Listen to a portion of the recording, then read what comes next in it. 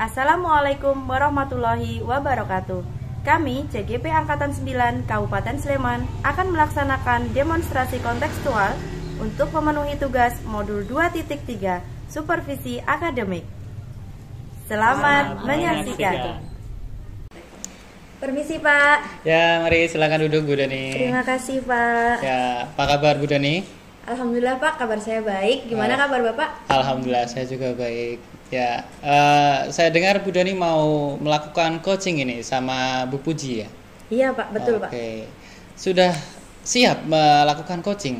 Insya Allah saya siap Pak. Oke, nah sebelum Bu Dani melakukan coaching, di sini saya harus memastikan dahulu Bu Dani siap. Dan nanti ketika coaching pun saya akan mengobservasi juga.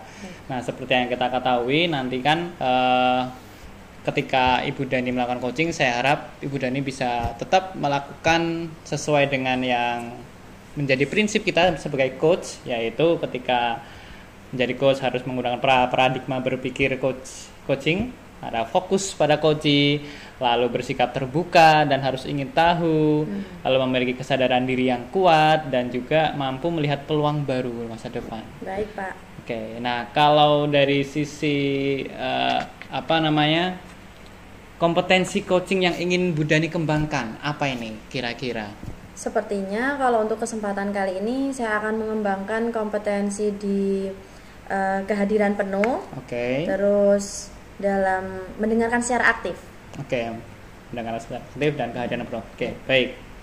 Nah, kalau yang di sisi Bu Puji nih, rencananya Bu Dani itu ingin mengembangkan kompetensi Bu Puji yang mana rencananya? Kalau untuk Bu Puji sih saya spesifikan ke mendengarkan secara aktif aja dulu Pak. Oke, mendengarkan secara aktif. Lalu nantinya bagaimana sih Ibu Dani itu menilai Bu Puji itu apakah Bu Dani itu sudah bisa sukses atau tidaknya dalam melakukan ini? Bagaimana rencana? Kalau nanti setelah saya melakukan coaching, saya bisa melihat Bu Puji itu kita berhasil nggak dalam coachingnya. Saya lihat dari Bu Puji memberikan solusi Pak. Jadi saya ingin melihat coach saya ini bisa menemukan solusinya sendiri.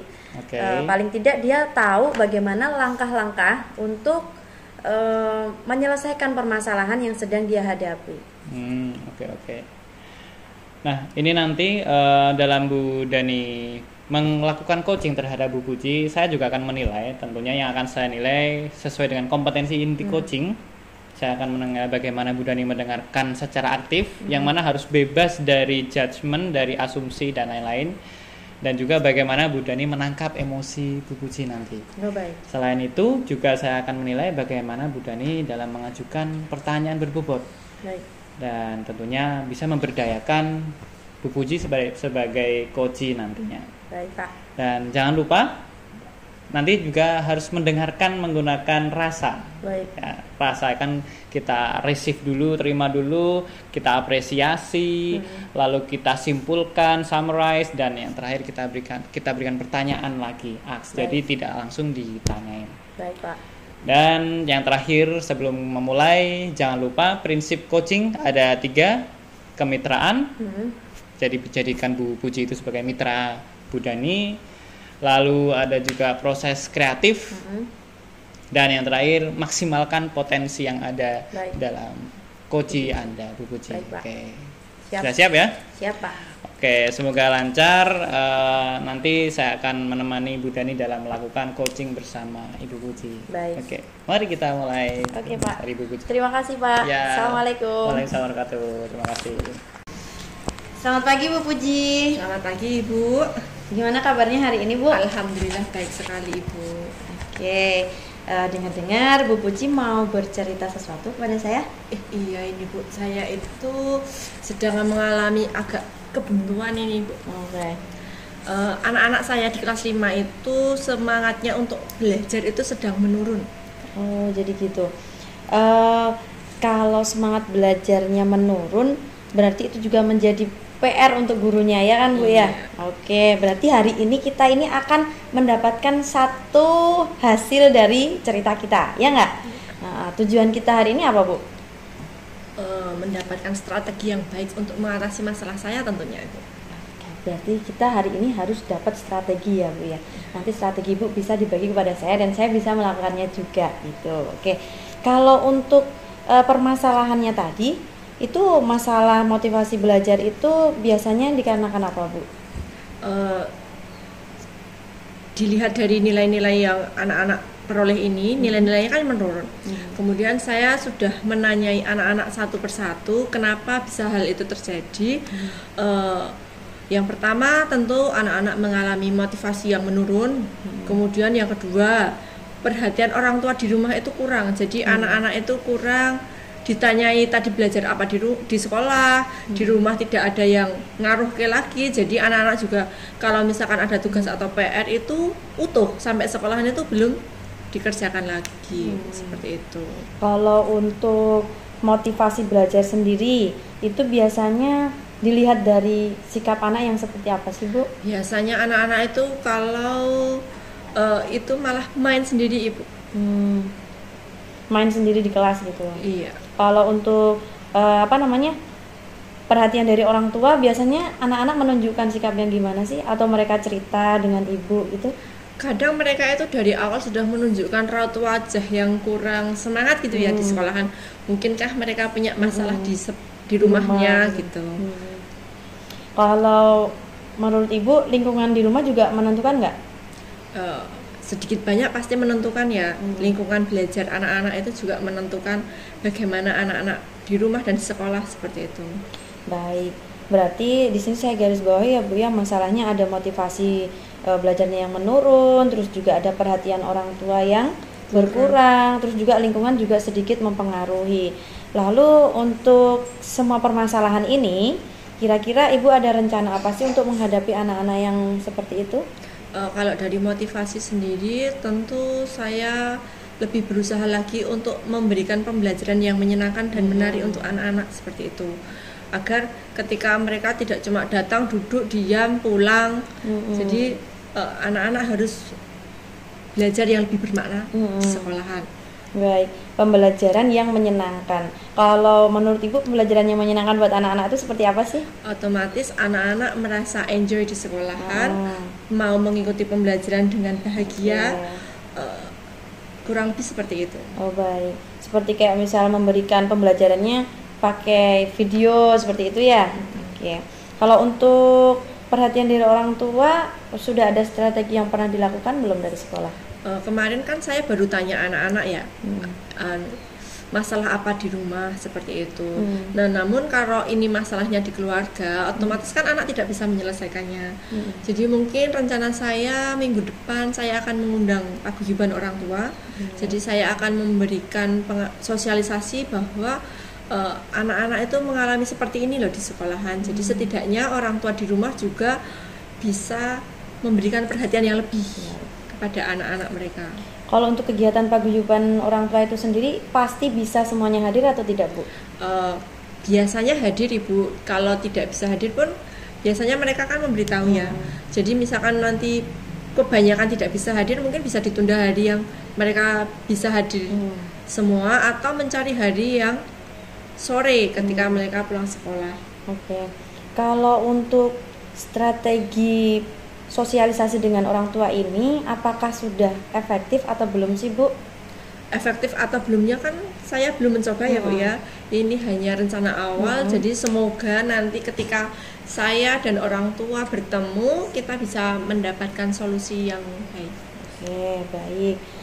Jadi dalam rencana Ibu nanti akan melaksanakan pembelajaran yang menyenangkan, itu tentunya. Dan yang kedua nanti Ibu akan melaksanakan sosialisasi dengan orang tua di kegiatan paguyuban. Jadi untuk kegiatan itu, 2 itu aja. Nanti untuk pembelajaran yang menyenangkan kira-kira Ibu akan mulai kapan? Atau memang sudah dimulai beberapa waktu? Sudah saya mulai kemarin ya Ibu ya. Karena itu sudah saya lihat sejak lama, jadi saya sudah mulai mengembangkan pembelajaran yang memang benar-benar berpihak pada anak. Jadi anak-anak juga tidak hanya mendengar dan mencatat, tapi mereka juga bisa melihat video atau melihat audio atau melakukan yang lainnya. Misalkan penjumlahan juga tidak hanya pakai angka-angka, kita pakai dadu atau yang lainnya seperti itu. Kalau untuk pembelajaran yang menyenangkan ini sendiri, menurut Ibu indikator keberhasilannya bisa dilihat dari apa? Dari anak-anak yang semangat ketika mengikuti pembelajaran saya. Oke, baik. Bagus sekali. Kalau untuk kegiatan sosialisasi orang tua misalkan nanti bisa dilaksanakan, nah itu nanti kira-kira Ibu merasa oh ini berhasil sih gitu, bisa dilihat dari apa? Ketika anak-anak semangat sekolah dengan raut wajah yang bahagia, juga ketika anak-anak mengerjakan tugas-tugasnya, PR-PR yang ada di rumah juga dikerjakan, mungkin itu salah satu indikator keberhasilan. Oke. Jadi memang kadang tuh anak-anak membawa PR dibawa lagi ke sekolah masih utuh tuh bisa dipastikan bahwa di rumah itu memang tidak diperhatikan gitu ya? Enggak ditanya tadi ada PR atau enggak. Oke, kebanyakan seperti itu memang Bu ya. Oke, kalau begitu untuk kegiatan sosialisasi ini sendiri kira-kira akan dilaksanakan kapan Bu? Minggu depan sepertinya Bu. Jadi minggu depan sudah bisa dimulai. Oke, kalau begitu nanti saya akan menunggu kabar baik dari Ibu gimana anak-anak sudah mulai kembali lagi motivasi belajarnya, kemudian berhasil juga dalam sosialisasi dengan orang tua. Nanti minggu depan kita bisa ketemu lagi untuk saling cerita lagi ya Bu ya. Oke, baik. Kira-kira untuk sesi ini saya cukupkan dulu. Semoga Ibu bisa bisa melanjutkan kegiatan yang lain dan juga setelah kegiatan ini Ibu dapat mendapatkan manfaat yang lebih banyak lagi. Begitu Ibu. Terima kasih Bu Puji. Sama-sama Ibu. Baik Bu Dani, alhamdulillah sudah selesai ya tadi coaching Pak. bersama Bu Puji. Bagaimana perasaan Bu Dani setelah melakukan coaching bersama Bu Puji? Yang jelas perasaannya lebih tambah wawasan saya sehingga saya tuh jadi oh ternyata ada banyak pengalaman yang dibagi dari teman-teman saya dan ternyata itu juga bermanfaat untuk saya Pak. Jadi hari ini saya melakukan coaching bersama Bu Puji berjalan dengan lancar. Alhamdulillah. Oke, lancar dan dapat wawasan baru ya. Iya Pak. Oke, baik. Nah, kalau dari menurut Bu Dani nih, kalau Bu Dani menilai Bu Dani sendiri dari kegiatan coaching bersama Bu Puji, itu berada di level mana antara 0 sampai 10 keberhasilan indikator capaian Bu Dani? Kalau saya rasa sih dari kegiatan saya yang berjalan tadi kira-kira di nomor 8,5 lah Pak. Oke, level 8,5 ya. Oke, baik. Memang dari catatan saya yang saya lihat tadi memang sudah sesuai dengan alur Tirta ya. Tadi sudah runtut di awal dengan tujuan, lalu mengidentifikasi ada identifikasi masalah, lalu juga mengidentifikasi untuk menghasilkan solusi hingga rencana dan akhirnya tanggung jawab sudah semua. Secara prinsip pun tadi juga saya sudah melihat tadi kompetensi secara prinsip coaching sudah terlaksana oleh Bu Dani. Dan menurut saya mungkin kalau masukan dari saya untuk ke depan Bu Dani lebih banyak lagi berlatih tadi walaupun sudah bagus tapi bisa dilancarkan lagi biar lebih lancar, lebih mulus dan tentunya tadi kalau saya lihat mungkin yang bisa lebih diimprove lagi di bagian mengajukan pertanyaan berbobot mungkin kalau dari saya mungkin ya gitu. Nah kalau dari Bu Dani sendiri mungkin rencananya ke depan apakah mungkin sama atau beda nih kalau dari Bu Dani rencana yang ingin dikembangkan kompetensinya oleh Bu Dani sendiri? Kalau menurut saya sih saya juga akan mengembangkan dalam hal menggali pertanyaan yang lebih berbobot lagi Pak karena terkadang kita itu sudah hadir penuh mendengarkan secara aktif dan Koci juga sudah menceritakan apa yang menjadi permasalahannya tetapi terkadang kita itu blank gitu mau tanya apa gitu ya. Jadi kedepannya saya ingin lebih mempelajari lagi itu apa Tirta supaya saya lebih runtut lagi. Kemudian saya juga ingin mengembangkan dalam menggali pertanyaan yang berbobot itu Pak. Sip. Ya, semoga sukses Bu Dani, semoga lancar dan tercapai tujuan dan harapannya. Baik Pak. Baik, mungkin kita cukupkan dulu sekali ini. Silakan apabila Bu Dani ingin melanjutkan kegiatan selanjutnya. Baik Pak, terima kasih Pak. Ya, Assalamualaikum. Waalaikumsalam warahmatullahi wabarakatuh. Demikian tadi tugas demonstrasi kontekstual kelompok kami. Semoga bermanfaat. Wassalamualaikum warahmatullahi wabarakatuh.